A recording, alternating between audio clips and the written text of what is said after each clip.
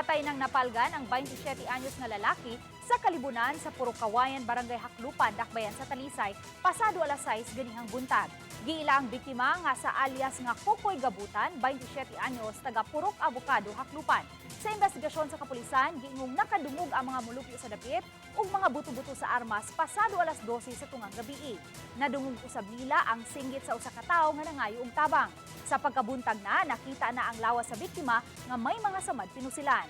Matod sa mga silingan, sud sa duha ka higayon ang nabilanggo ang biktima tungod sa illegal nga drogas ug swertres. Gikataw usab kining nalambigit sa mga pagpangawat. Padayon pa ang kapulisan sa ilang investigasyon aron matumbok ang sospek.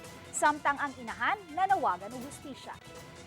Namangin taon ko Ginoo, may kagustisya sa akong anak nga nung gipatay. Kung nakasaman, nga nung mang patyon man, nang gihalan tatong gipapreso. Yarong way nakaibaw din nga naman siya nagang amigo dire. There were incident that he was reported na nagatulis. Pag nanakaw ba, at the same time tinitignan din natin siya na gikan man ito sa kulungan dahil sa kaso ng illegal drugs. We are establishing kung ano man yung mga motives, no? Kung ano yung ginamit na elemento sa crime.